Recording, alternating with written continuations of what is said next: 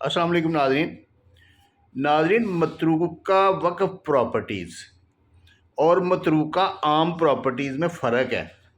सबसे पहले इस फ़र्क को समझें।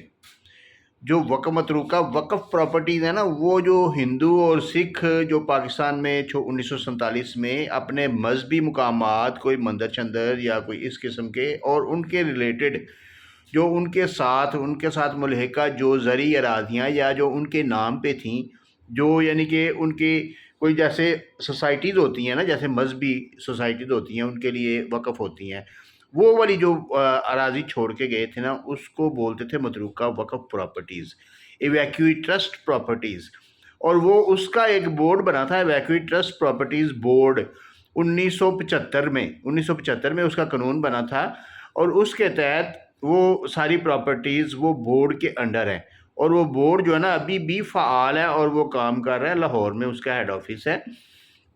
ये प्रॉपर्टी जो है ना, ये सिर्फ़ और सिर्फ लीज़ हो सकती हैं 30 साल के लिए, 10 साल के लिए, 15 साल के लिए, 20 साल के लिए, 3 साल के लिए, 5 साल के लिए, जितना यानी कि वो बोर्ड रिकमेंड करे।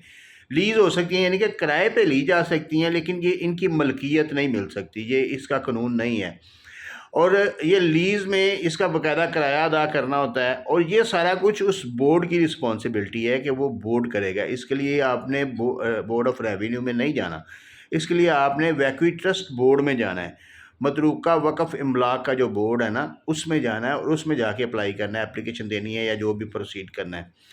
और जो दूसरी प्रॉपर्टीज़ है ना, मतरूका प्रॉपर्टीज़ आम जो हैं, वो वाली प्रॉपर्टीज़ हैं जो पाकिस्तानी जब 1947 में हिजरत करके आए थे तो अपने रकबे उधर छोड़ आए थे इंडिया में, और इधर से जो हिंदू गए थे वो अपने पर्सनल ज़ाती रकबे यहाँ से छोड़ के चले गए थे, तो उन पे गवर्नमेंट ने कब्ज़ा कर लिया। और जो पाकिस्तानी उधर से आए थे उन्होंने फिर उनके क्लेम अप्लाई किए कि हमारी उधर इतनी प्रॉपर्टी थी, हमें इधर जो हिंदू छोड़ के गए हैं उनमें से हमें इतनी प्रॉपर्टी जो है ना, वो जितनी भी है वो दी जाए। वो जो प्रॉपर्टीज़ गवर्नमेंट ने कब्जा की थी ना, जो लोगों की पर्सनल प्रॉपर्टीज़ थी, हिंदुओं और सिखों की पर्सनल प्रॉपर्टीज़, वो मतरूका आम प्रॉपर्टीज़ हैं। उनके लिए 1950 से 1960 तक दो या तीन कानून जो है ना वो बने थे, मुझे अभी तक स्पेसिफिकली याद नहीं है। लेकिन ये है कि वो 2-3 जो कानून बने थे ना, उनके तहत वो सेटलमेंट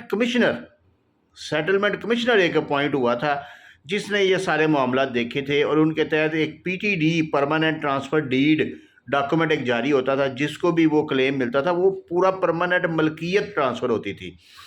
अब अगर आप लोगों के पास, और उस पीटीडी की बुनियाद के ऊपर फिर वो उसका इंतकाल, म्यूटेशन चढ़ती थी, और वो म्यूटेशन जो है ना वो खाना मलकियत में चढ़ती थी, खाना काश में नहीं चढ़ती थी। लेकिन ऐसा हुआ कि पटवारियों ने कुछ ज़िम्मेदारों के साथ मिलके और कुछ लोगों के साथ मिलके कुछ गरीब लोगों को जो अलाटमेंटें हुई थी, जो उनको प्रॉपर्टीज़ मिली थी, वो खाना काश में उनके नाम डाल दिए। ये इतनी बड़ी हरामज़दगी की उन्होंने, हालांकि उनके पास पीटीडी मौजूद था, लेकिन ये पटवारी हज़रात ने इतनी बड़ी हरामज़दगी की उस दौर के कि वो लोग बाद में जो है ना वो खपते रह गए हैं, लेकिन उनके मामला सही नहीं हुए। सेटलमेंट कमिश्नर का एक इदारा है, लेकिन वो शायद वो भी ऑब्सोलीट हो चुका है। सेटलमेंट कमिश्नर अभी कोई बैठता नहीं है। लेकिन अभी भी हर ज़िले की हदूद में जो एक्साइज एंड टैक्सेशन डिपार्टमेंट है ना, उनके उनके इर्द गिर्द, उनके करीब, उन्हीं के कंट्रोल में ये एक रिकॉर्ड रूम मौजूद है जो सेटलमेंट कमिश्नर का है, जहाँ से आप पीटीडी की अटेस्टेड कॉपी जो है ना वो ले सकते हैं।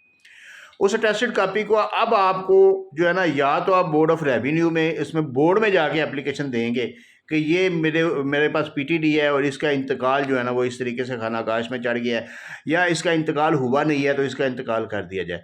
बोर्ड ऑफ रेवेन्यू में एप्लीकेशन देंगे। अगर अब वो एडीसीआर को नहीं देनी, वो आपने डीसी को नहीं देनी, क्योंकि वो नहीं कर सकते, उनके इख्तियार में नहीं है।